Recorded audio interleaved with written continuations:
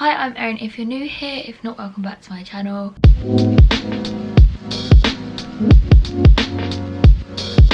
Some of you may or may not know I have an irritable bowel disease which is called Crohn's. This is where my immune system attacks my bowel, causing ulcers and cuts along the inside of my colon, which results in a lot of pain, pooing multiple times a day, not having solid poos, there's blood, mucus in the poo. It also causes chronic fatigue, joint pain, and it causes a lot of symptoms that you can't visibly see. I was diagnosed with this last year and I documented my whole journey of diagnosis and treatment on my YouTube channel. Now, I haven't made a YouTube video updating or informing in probably over 8 months.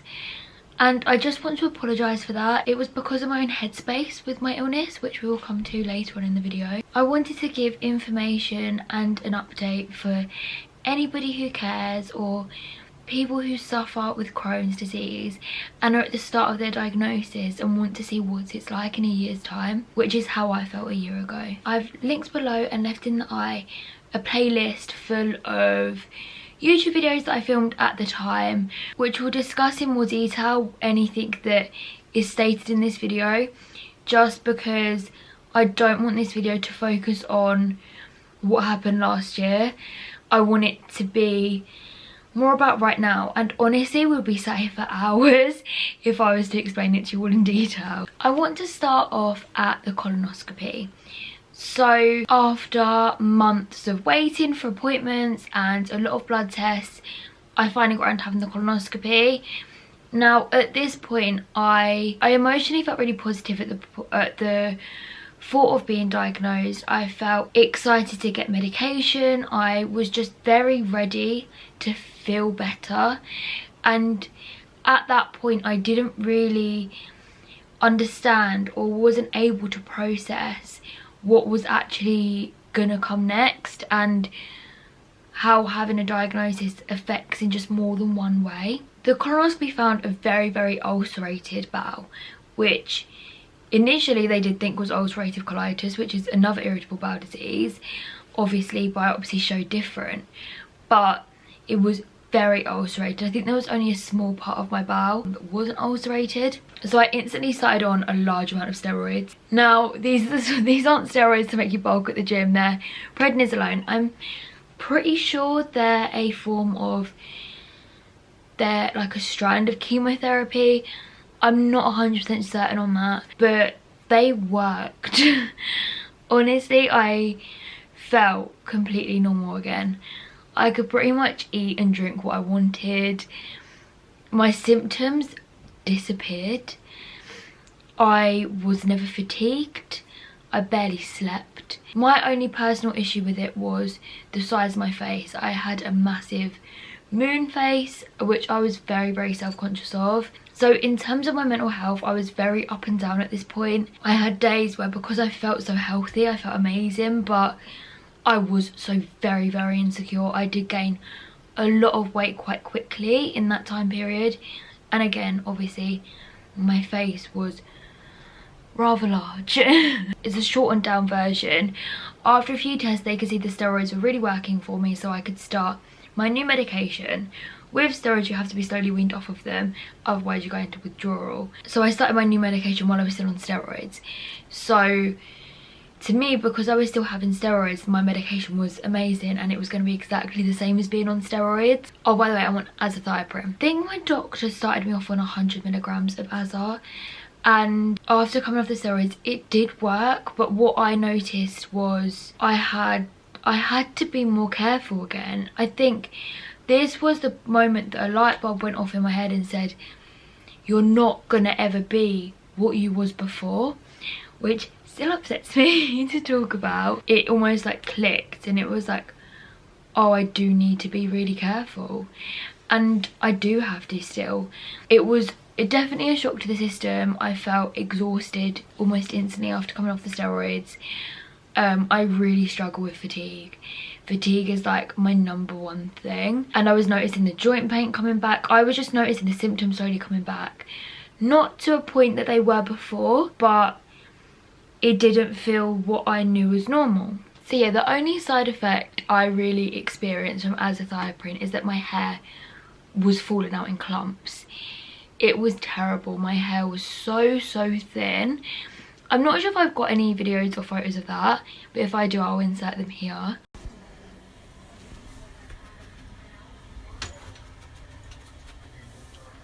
Again, it made me so insecure when I was already feeling really down. So then my hairdresser recommended me these. These are incredible. These are the only things that worked. I tried all the other caffeine shampoos. I tried sulfate free, and these worked almost instantly. And they're Watermans. I'll leave a link down below. But yeah, my hairdresser said that a client of hers who was having chemotherapy used these and made her hair grow back very quickly and very thick and healthy. My hair's grown back curly, so that's why I have this mad hair now. I don't really know what to do with it, because my hair was wavy, but it definitely wasn't curly before. So I'm quite happy about that. Always look on the positives. Now I've got curly hair. It's helped me so much. If I don't use it, my hair will start to fall out again. So I kind of really want to speak about now and a year on how I'm feeling. I come off the steroids in November, so this all kind of happened at the beginning of this year. So yeah, I just kind of want to discuss how I feel emotionally now, physically, and what I feel about my future now. So I'm now on an increased dose of Aza. I'm on 125 because at the beginning of lockdown I flared. Not that if you've been subscribed to me for this whole year, not that you would have known, I noticed that I had started to, how do you say it in a nice way? Let me Google it. Nice way of saying poo. I've just said it now. It's fine. I was starting to poo blood again. I was pooing a good few times a day, and obviously I was in lockdown and isolating because I was high risk, which we'll also talk about. It didn't affect me in terms of lifestyle because I was at home like it did before when I was in sixth form. Yeah, I had bloods done right at the start when COVID was really bad in March, end of March, which was quite scary going into the hospital. But I had my bloods done, which is actually the last time I had bloods done. And yeah, I got a letter from my doctor saying my dose is increased, and it worked. Yeah, so I'm on 125 milligrams, and that seems to be really working for me. After that little blip and that little flare, I've kind of steadied out again, and hopefully that will be the case for a while now. Through COVID, obviously I was in lockdown. It was scary, and obviously there was a lot of anxiety for everybody, particularly us people that are high risk. Going back to normal was quite scary, but I'm now okay with it all. I get days and I'm really anxious, but I think COVID was very important for my mental health. It gave me a break, it gave me a breather. It also gave me time to reflect, and I think I began to love myself again, because I become very hateful and depressed at the start of the year because of my illness. It all kind of stemmed from that.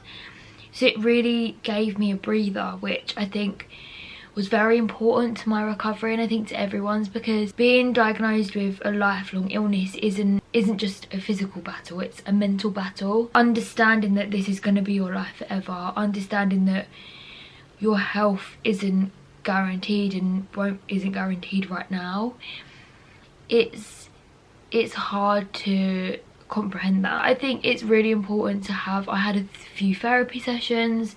I do need more. I know I need more just from thought processes that are creeping back in. But it allowed me to heal, which I think, or luckily, we're not always going to have lockdown.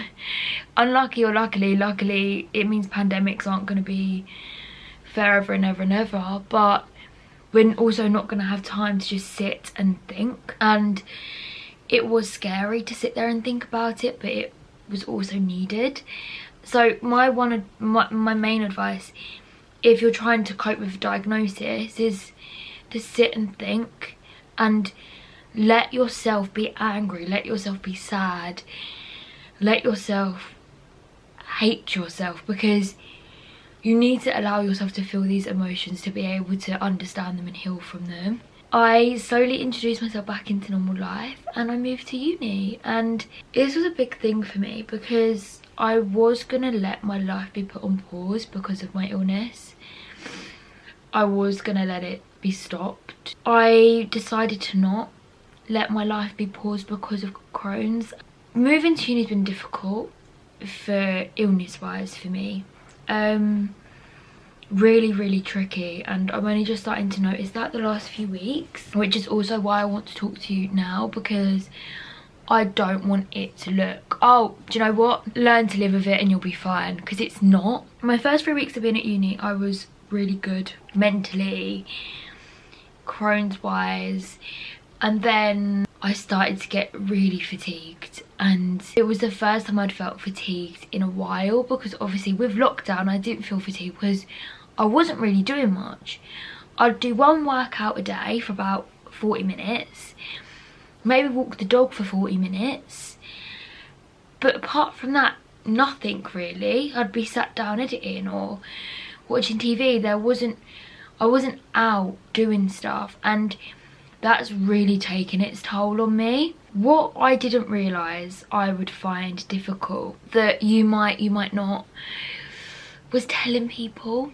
I've never had to, until I moved to uni, tell somebody that I had Crohn's disease, because my friends at school and who I was friends with at home knew because of my YouTube videos and me being very open about it and missing a lot of school for doctor's appointments. Coming into an environment where nobody knows you, you can be whoever you want to be. And I realised for the first 3 weeks I was pretending that I wasn't ill. And like my flatmates knew and stuff, because obviously we had to talk about COVID and what we felt comfortable with. But apart from that, I found it really difficult telling people, because I'm scared, and I don't know what I'm scared of. I don't know what I'm scared of, but I am scared to tell people, which I never thought I would feel, and it's taken me by surprise. But I think, well, I'm assuming a lot of us feel like that. It's weird telling people that you've got an illness because you can't see it. So then I'm worried that they're going to become scared of me, or they're going to think I'm gross. They're going to think I'm attention seeking, which is, nobody should think those things. I've never felt scared of other people's perceptions of this illness, but now I do. And I don't really know what to do with this feeling. I don't mind if people know about it, but it's the initial telling and then explaining it, and then them trying to understand it, and then you don't know what people's reactions are going to be. You don't know how people are going to think of you, because I also don't want people to think, oh, it's Erin with Crohn's disease, or oh, it's Erin. But again, because you can't see it, people need to know, because if I'm really poorly with fatigue, then people can understand the difference from being tired to being fatigued, because there is big difference, let me tell you, massive difference. So yeah, that side has really impacted me, and I notice I'm becoming very angry at myself again, which I'm allowing, because I know I'm not just gonna feel I'm okay with this is an amazing thing that's happened to me, because it's made me really strong all the time. And right now I'm on a bit of a dip mentally with it, which I want to normalize. It's okay to be angry because you've got this. It's okay to hate yourself because you've got this. It's not your fault, but it's okay to feel like that. That's a valid feeling, and that's what it's taken me a while to understand that, because I'd be like, I would try and hide the negative feelings, like I shouldn't be feeling this, it is what it is, it is what it is. But at the end of the day, whether it's new or not, you still didn't plan for this to happen. It is what it is, you can't change it, but you're never always going to feel good about it. I know I spoke quite negatively of how I'm feeling then, but I also am so grateful to have this illness, because it's given me insight, it's given me more empathy towards people. I judge less, I make assumptions about people less. It's made me so so strong. And I don't want to be like, I don't want you to think, oh, look at her going off on one, look, loves herself there. It's also made me really, really insecure, even more than I was before, but it's made me so strong. I can deal with anything. Like, it really makes you realise how lucky you are to be alive and to be living and to be healthy as well. Right now, if you're watching this because you're at the start of your diagnosis, it has made me so incredibly strong, and it will you too. And the human body can cope with anything. When I look back to last year, I was so poorly. I had this massive face and I didn't think anything was going to get better, but it does. I asked on Instagram just in case there was any topics that anybody wanted to say, and somebody asked what was my biggest lifestyle change since you've had to deal with diagnosis. Diet, doctor's appointments was a massive lifestyle change. That was a big shock to the system, having needles stuck in you, and become second nature really. Sorting out meds is stuff I'm still learning. I ain't got a clue. Like, I'm still way far off, but it does get easier and you do understand your body more as time goes on. It makes you put things into perspective, which I know is like, that's not a lifestyle change, but it is, because it's definitely made me live more in the moment, which is a really good thing. But there's lots of different aspects of my life that are completely changed that I couldn't name, because this is my normal now. And that's also, I want to say, like, a year ago I didn't think that this would ever feel normal, and I was so scared, and I wish I could just go back and give her a hug and like, you'll be fine, because you will be, and it will get less scary. And why am I getting upset? Because I'm losing my train of thought now. So I stopped recording like literally like an hour ago because I needed to charge my camera battery. But I kind of just want to go over any advice that I would give to myself a year ago, so then if you're in the same position that I was, it might be able to help you. The first thing is, don't be so hard on yourself. It's not your fault that you're putting on weight, and putting on weight isn't a bad thing. Don't blame yourself. It's not your fault, even though it feels like it is. Allow yourself to be angry and sad and upset. Stop bottling up your emotions, because actually you're not helping yourself. That's the biggest advice I would give. But I just want to say it gets less scary and you get more used to it. And I want to apologise as well for not doing more frequent videos. I do have ideas and I do want to film a lot more Crohn's disease centered content, because I'm sorry I abandoned it. Like I said, I become embarrassed of it and depressed and very angry at it, which meant the content that I was producing for it, because I was producing content for it, become very angry and not positive or empowering. So I didn't want to put that out, because even though that's how I felt, that's not what I wanted people to see. If you are watching this and you would like to see more content surrounding Crohn's, or there's anything you want to know, leave it in the comments. I'm very open to any suggestions of how I can make my content more informative, or how I can incorporate it more, because it's a massive part of me. I don't want it to become me, but it is a massive part of my life, and it's a massive part of a lot of people's life, and a lot of people suffer from it, and nobody really knows a lot about it in the big wide world. I do want to keep educating, informing and being there for you if you're suffering. Please, my Instagram is in the comments below. Message me on there, DM me on there. I'm always on my requests. So if there is any advice you just want someone to rant to about an IBD or a chronic illness or something you're suffering with, please, please, please message me and I will respond as soon as I can, and we can have a conversation, because it's tough. It feels like you're on your own and you're not. I will link down below my playlist, my previous videos. The comments have been turned off on most of them. I don't know why YouTube has done it.